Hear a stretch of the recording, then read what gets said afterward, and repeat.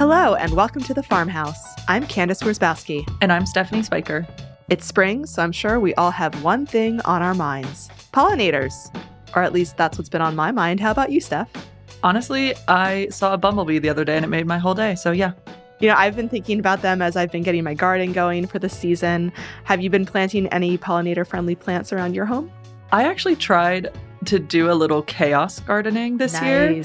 I had some old, technically they were expired, so we'll see what happens, but old flower seeds. And so I just mixed them all up in a cup, raked up the dirt, sprinkled them out, watered them, and we're going to see what grows. Hopefully something, but they're all florals that I think the pollinators would like. I can't wait to see what that looks like. I hope they all manage to sprout. I myself have a few flowers that I think pollinators will love in my garden. I have zinnias, lilacs, foxgloves. We've got some sunflowers coming up, but I'm always interested in adding more. Gardening can be addictive like that. And lucky for me, I recently got to talk to a pollinator expert who could point me in the right direction when it comes to pollinators and the plants they love. Her name is Susan Jones, and she is the Apiculture and Pollinator Specialist at the South Carolina Governor's School for Agriculture, and she also owns Susan Marie's Bees. She's been working with pollinators for about 20 years, and so if anyone can teach us about bees, she can. So let's dive on in and hear from Susan.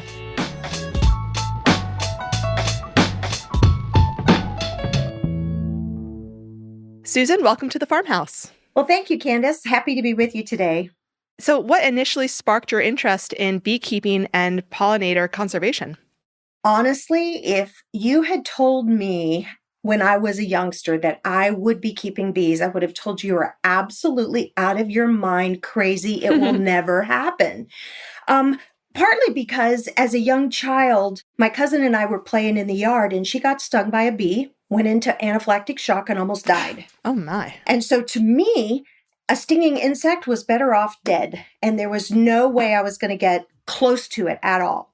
Fast forward to I'm a mother of young kids and I'm homeschooling. As a result of my husband's job, we had moved quite a bit due to his federal service. And we finally had settled back in the United States and had gotten some farm land that we were kind of revitalizing. And I grew up on the back of a horse, so we had horses. And the guy we happened to get to be the farrier of our horses was a third-generation beekeeper. Every time he came to our farm, he was like, "You have all this land. You should have bees." And I'm like, no. You don't understand. That's not happening. Well, okay, 2 years go by, and he keeps telling bee stories. Every time he comes, you should have bees. One spring, he shows up with 2 working bee colonies on the back of his truck and says, "They're yours. You should have them." I look at my husband, who had just retired from his federal career, and I said, "Not me." And he says, "Well, I can't say no." So he was the beekeeper first. And I kind of watched from afar for the first 2 years. And he got into a second career in real estate and farmland and that kind of thing. And the bees didn't make it the next winter. My garden went from okay to on steroids with pollination with the bees. And I was just, dumbfounded that there was such a difference. And then when I didn't have bees the next spring, it was like, why am I even bothering to garden? Because this is really poor. And I kept saying, well, we should have bees. Meanwhile, the farrier keeps coming, every 6 to 9 weeks to do my horses. Well, if you'll just order some bees, I'll help you. I finally got up the courage the next year and ordered my bees. And that's the end of the story. Or not the end, the beginning of the story, in that was over 20, almost 21, 22 years ago. And I just loved it. Now, I will say, I went 2 years before I got my first sting because I was so meticulous about being covered from head to toe and being uber careful and everything. But once I got over that first sting, I absolutely love beekeeping. Wow. I loved hearing about your garden. The proof really is in the pudding. Absolutely. It sure is. I feel like there's a joke to be made here where, the expression like you got bitten by the bug, but I feel like here's it like you got stung by the bee. I don't know, but it sure bit me for sure. And I guess one thing that I just really love about it is that you never stop learning. the bees are always teaching me something. And I always tell my students that the best tool in your toolbox is your power of observation, your big O, as I like to say. And so if you are tuned in to what's going on with Mother Nature and the bees, they will communicate to you what they need. And so you're constantly learning. And I love that part of it. It never gets dull and boring. There's always something going on that I can participate in to help my bees be successful if I just pay attention. Right. All right. So like you said, that was the beginning. So how has your role evolved in the last, over 20 years? Like you said, how has your role evolved in apiculture? My background is in education. Because of my husband's career, we lived in and out of the United States for a number of years, so we home educated our kids. And so that was my focus. And so once we got reestablished back in the United States after he retired, and I plugged into beekeeping, that's the one thing that I noticed was missing. Was yes, you had beekeepers, but they were good beekeepers, but not necessarily educators. And so I found a niche for myself in that I started teaching beekeeping. And I connected in with a commercial beekeeper. He transitioned from farrier to commercial beekeeper, has now his own store, sells multi-states and so on. But at the time, he was just kind of thinking about making that transition when he introduced me to bees. But fast forward 3 to 5 years, he's opening a store, he's wanting to teach classes. So I spent the next 5 years or so teaching beginning beekeeping. Mm-hmm. And, if you really want to learn something, teach it. Because you can't teach it unless you know it. So I started teaching. And gradually, I worked myself into local club leadership. And just because I'm there, I'm teaching beekeeping, I'm working with people and mentoring. And eventually, I worked myself into becoming the director of the Master Beekeeping Program of South Carolina. They were like, "You're an educator. You need to come in and revitalize our program." And so I did. I took the bull by the horns and just said, let's do this. And part of the problem was you had a certification program that wasn't consistent across the board, across the state. And so you had all these little factions and clubs doing their own things, and there wasn't a real collaboration or coordination. And so I just kind of took that on and kind of revitalized that and worked myself then eventually into state leadership. So that's kind of how, it evolved. I spent, 5 years or so directing the Master Beekeeping Program for South Carolina, and absolutely loved it. Of course, prior to that, I had been working my way up through certification in South Carolina and became a Master Beekeeper. And I guess that kind of puts it in a nutshell as to kind of how I progressed. Well, hey, a great teacher makes all the difference. I can attest. I've never had a beekeeping course, but I think back to just subjects in school, math. Really makes a difference whether or not that teacher is a good teacher or not. Right. So speaking of education, so you are the Apiculture and Pollinator Specialist at the South Carolina Governor's School for Agriculture. So what are some core components of the apiculture curriculum there? The Governor's School for Agriculture here in South Carolina is the only Governor's School for Agriculture in the United States that we are aware of. There are many governor's schools, but we are the only one with that focus on agriculture. And with bees being so fundamental in pollination to our whole infrastructure, if our students don't come in contact with pollinator education, we feel like we've let them down. You are probably aware that, because it's hit the news, that there has been a huge colony losses this year in the beekeeping industry. And I do a talk that kind of shares the coordination between how pollinators need us, but yet we need them, and that they face so many different obstacles. I think it's a death by 1,000 cuts. There's no one single contributor to these losses. There's so many. And the problem is all the different factions, whether it's environmental, whether it's pesticides and chemicals use, or whatever it is, none of these entities are really talking and collaborating with each other. They're all kind of doing their own thing. And yeah, they say they do testing, but they're not doing collaborative testing with the other entities to see cumulative effect as to what's going on in the industry and why our bees are collapsing.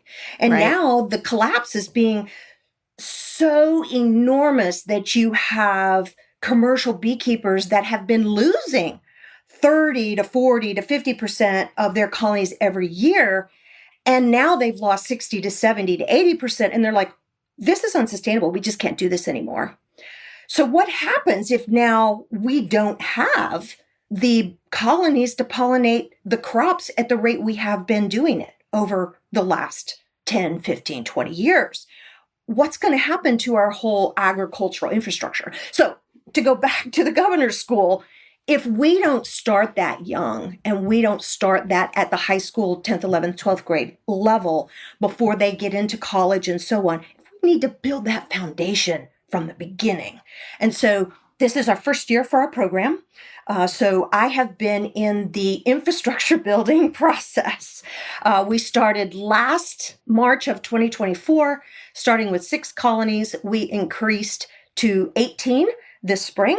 And due to a generous grant by Duke Energy, and we were able to put in all the woodenware, all of the infrastructure for the bees, plus a state-of-the-art honey house. So that is exciting. We'll be doing our first extraction here in June and from the colonies that we installed last year. And we're really excited to have the students have their hands-on experience with bees. Very cool. So what do you think about some of the smart tech that's starting to get into beekeeping? I'm aware that there are, for example, like smart hives. Do you think that this could be part of the answer to fighting the colony collapse that's been going on? And I know this winter was an especially hard one regarding that. Right. It could be. I think there's got to be a collaboration because I don't think there's one answer. There's no one cause. There's not one answer.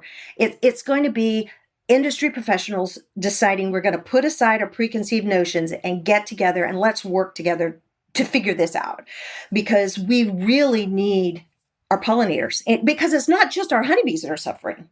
Our native pollinators are suffering too. We're losing those in a huge abundance as well. So we need to address it as a whole, the big picture. Can you speak more about the other pollinators suffering? Because, you hear a lot about the bees dying, but what about the butterflies or hummingbirds or bats even? Are they're experiencing the same kind of losses, do you think? Absolutely. Absolutely. In fact, one of my talks that I do, there was a study that just came out about ladybugs. Our ladybugs are declining in huge numbers. And come on, they are huge when it comes to helping to keep those balance in nature of our pests and things like that, that if we lose these beneficial insects, where are we going to be? I mean, we are going to be in a heap of trouble.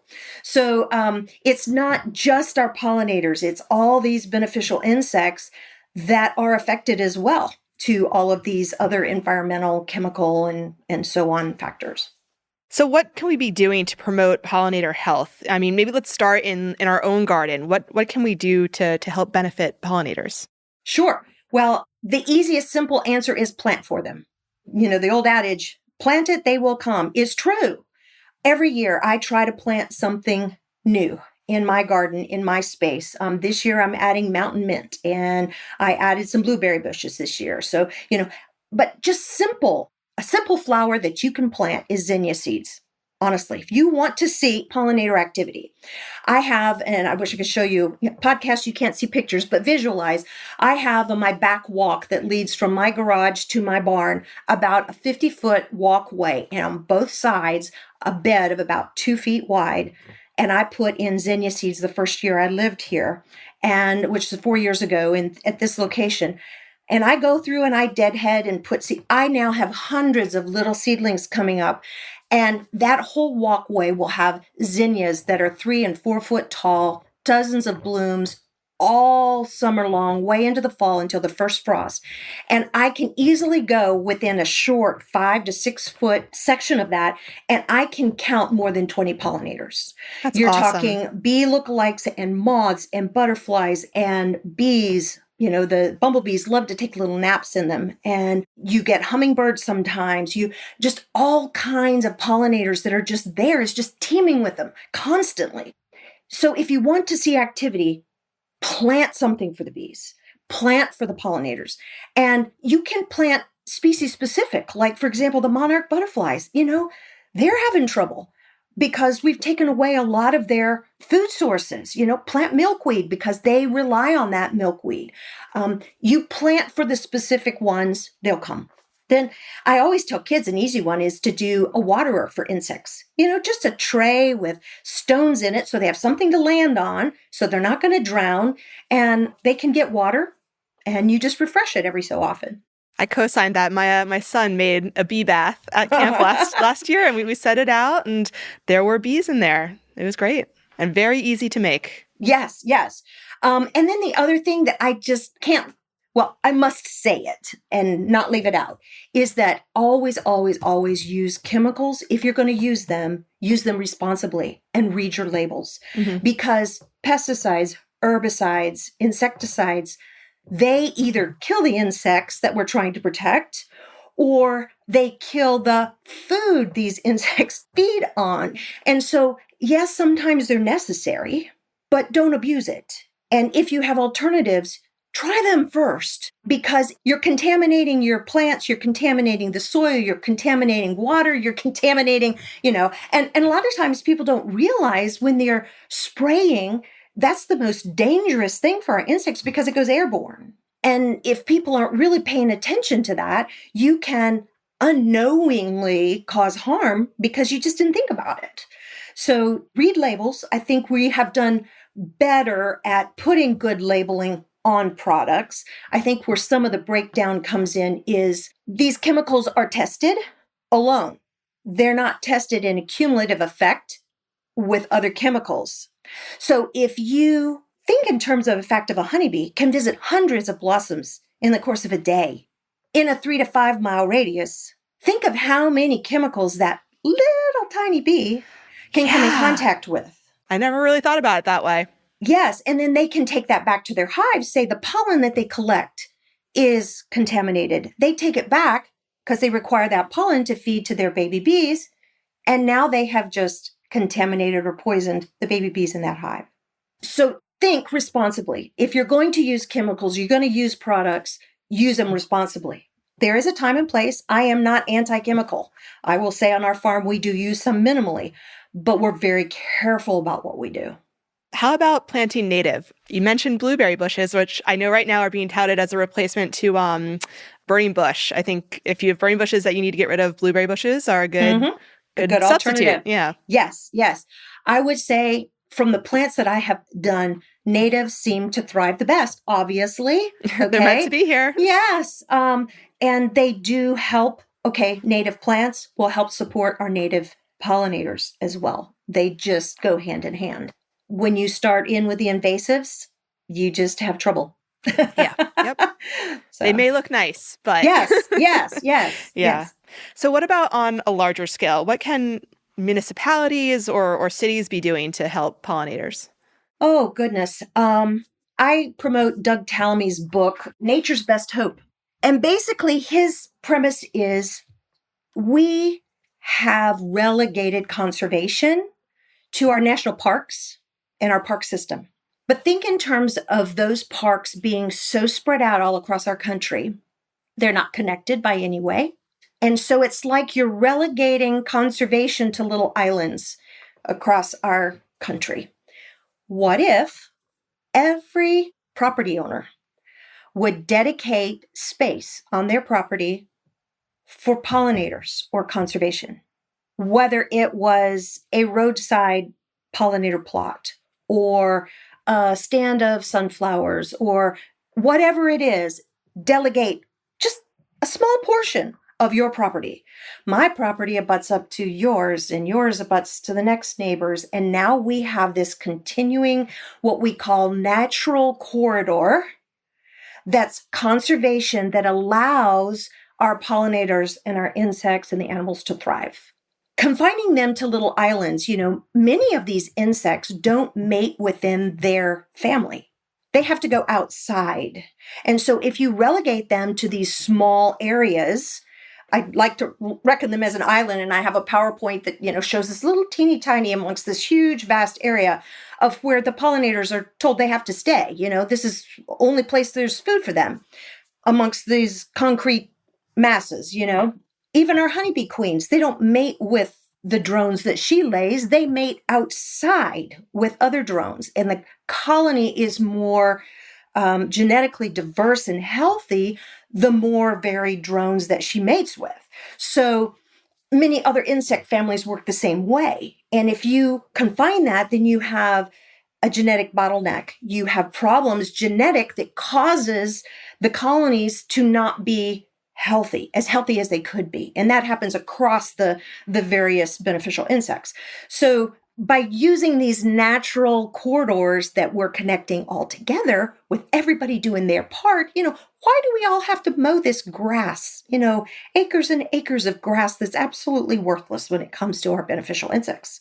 Why did we ever get to that point? I was reading something the other day that maybe 100 or so years ago in our country, dandelions were encouraged to grow in our lawns. And now we want to spray them and kill them and pull them and all this kind of stuff. And I was just reading, dandelion tea even has some wonderful nutritional qualities in it that, we have demonized something that is actually healthy for us and for the insects. So we've kind of got this screwy thinking going on that if we would just think through the health behind what's good for us and good for the insects, we'd be in a much better place.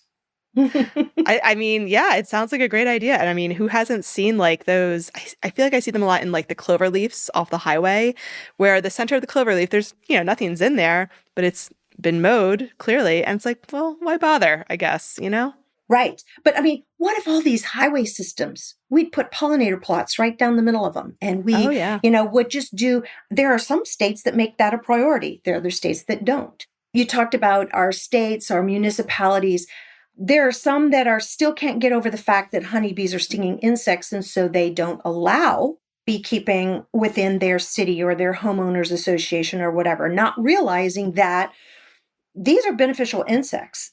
And our beekeepers, I know in the state of South Carolina, we really stress and teach, to be a good neighbor and be careful about where you put your bees and how many bees you have and the location you have and how many colonies you have and so on. You always have one or two that like to push the limit, but if we would take on that conservation mentality as a whole, whether it's the HOA or the city government or the state, I think the tune would change pretty quickly. Right. All right. So we're going to pivot a little back to you. Sure. Because we haven't talked about Susan Marie's bees yet. So how'd you get started and what are operations like currently? Well, the first couple years, I was just kind of learning the trade. And I realized that I have a commodity here that I could sell. Of course, I went from 3 colonies to 5 to 10 and then I was at 20 before too long. And I kind of maxed out a little over 30 and realized I'm the only one doing this work. And by the time I got to that point, I was also doing so much volunteer work across the state that I didn't have as much time for my bees. So I had to cut back and realize that about 20 to 25 is my sweet spot. So I'm not a large operation. However, I am a honey producer and I do manage. You can manage bees for different goals, but my goal is honey production. And so I manage in a way that I can produce quite a bit of honey off of one colony. And I am able to sell out every year. Now that I've been doing this for over 20 years, I have consistent customers who call me up and say, I'm ready for my case this year or whatever. And I have been asked to try and sell things in stores and whatever, but I would rather take care of those customers that have been with me over the years. So I manage for honey and do education, and that's pretty much my focus. I do some mentoring, some field trips, some one-on-one kind of things that's more education focused. But the honey's kind of my bread and butter. It pays the bills as far as beekeeping is concerned and gives me mad money to do a little extra. And that suits me just fine. I could grow, but at my age, which I'm not going to tell you how old I am, but I do have a significant birthday coming up in 2 weeks, that I'm in a sweet spot right now. My passion is the education side. But as I said, I don't feel like I can continue to teach it if I'm not doing it. So I'm going to maintain my own apiary and my business and kind of keep that going as long as I'm teaching. And also, I just love it. Come on. I love what I do. So. Well, Well, that sounds wonderful. And I'm very envious. I don't have a huge backyard, so I cannot do beekeeping. But I have said to my husband before, I said, if we ever move and we have the land, I think that is something that I would like to try because it sounds wonderful. So it is. And I know people who keep bees on balconies in downtown Greenville. Wow. Or on rooftops. So you don't have to have a lot of land, okay, to keep bees. You do need to have some area, but I think there's a misnomer that you think you have to have, I need to have a couple acres to do it or whatever. Not really. Interesting. I'm going to have to look into this now. Oh, yes, you are. See what the codes are in my city and see if I can work around this. All right. So we're coming to the end of this interview. There's one question that we always ask everyone. Here we are. What does it mean to be a woman in ag? Oh, wow. I would say a trailblazer in the beekeeping world. When I first started beekeeping, I was one of a handful of women in the room of about 50 to 60 beekeepers, most of them over the age of 55. We were way in the minority. It was myself, Dr. Hood at Clemson. He was our entomologist at the time, his assistant and a veterinarian's wife, and now my mentor's partner now in business. We were all just the women sitting in the back, kind of watching these men. And, the joke in beekeeping is you ask 10 beekeepers a question, you get 12 different emphatic answers, and nobody seems to agree. And, in a way, yes, that's true, because you go back to the observation lesson is that no two beekeepers can manage exactly alike because you have environmental factors, you have weather, you've got all these different things that cause you to make different decisions based on your situation. But anyway, I have found over the years that women in particular are detail-oriented, or the women that are attracted to beekeeping are detail-oriented, and they're good observers, and they're great problem solvers. And most women who are moms, we have learned the art of multitasking. And we can just go in there and we just intuitively have that about us that we know what needs to be done and we just get it done. And so women, I think over the course of when I started, I think now we're pushing 50% now in my state anyway of women beekeepers. That's awesome. We have just increased. And I think a lot of it is because we see that opportunity and we're like, wow, we can do this. And just being empowered and seeing other women do it, I think is a huge open door. They now believe, oh, it doesn't have to be that guy down the road. It can be me. So trailblazing. Yeah, I think that's the best word for it. That's a great word for it. Susan, thank you so much for talking with me today. I feel like I learned a lot. I'm inspired to start my own beekeeping. We'll have to look into that. Thank you. You're welcome. I was so happy to share with you today.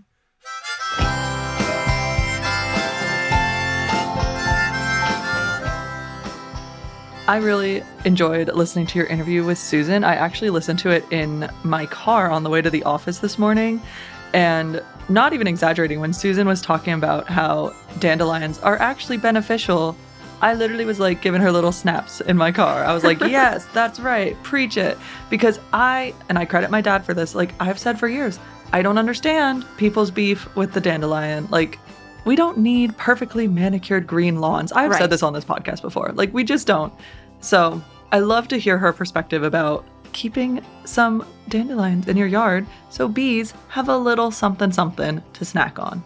It was nice to hear that too. I have 2 kids and they love blowing dandelion puffs. And for a while, I would always kind of cringe inside when they did that because I'm like, oh no, more dandelions. But you know what? It's worth it because, we're doing it for the bees now. Plus, it adds a little color. I love yellow flowers, so same. I don't mind. But I guess I never really thought of beekeeping or apiculture as an entire industry. So it was really interesting hearing her talk about how these commercial beekeepers, plus of course smaller beekeepers, are just experiencing colony loss. And this is just an industry-wide thing.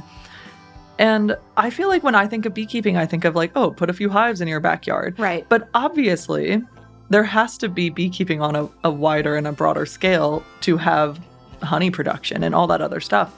I think it's very cool that South Carolina has Master Beekeeper program. Yes. I never heard of anyone doing that. I mean, honestly, it's possible Pennsylvania does, and I'm just not familiar with it. I'm going to have to do some Googling because, I mean, I love the Master Gardeners, first of all. I have gotten advice from them before. Oh, yeah, they're a great resource. So, like, having that resource for beekeepers, I am down. I know you said that you would love to keep bees. Honestly, I've thought about it too. But again, I would have a million questions. So that is so cool. A master beekeepers. Yeah, I'm really leaning towards the idea of keeping bees in my future. One of the things that I kept thinking about when she was talking about what it takes to be a beekeeper and what makes kind of a good beekeeper. You know, she was saying that, you know, they tend to be detail-oriented problem solvers who are good at working within kind of stringent guidelines. And, you know, we talk and we joke a lot about astrology here. And I was just like, are Virgos the best beekeepers? And I mean, folks out there, I am a Virgo. So when she was going over that list, I was like, oh yeah, Candace fits all of those. I don't know. I feel like eventually, I don't know if I'm going to be there in the next year or two, but I feel like there may be beekeeping in my future. And I think Susan would be very proud of me, or at least I hope she would be. I absolutely support it. Please bring me honey. I love honey.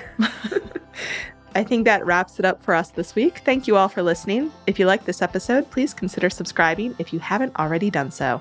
And if you really like this episode, please consider leaving us a review. If you have any questions or thoughts about this episode or the podcast, you can email us at farmhouse@lancasterfarming.com. You can also find us on social media at Lancaster Farming on most platforms. Thank you again for visiting us at the farmhouse. I'm Stephanie. And I'm Candace. We'll talk to you later. Bye.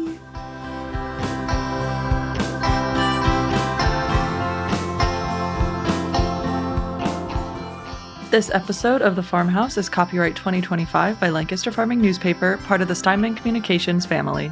It was written by Stephanie Spiker and Candace Wierzbowski. It was produced by Eric Herlock and Justin Berger. The music is by Tin Bird Shadow.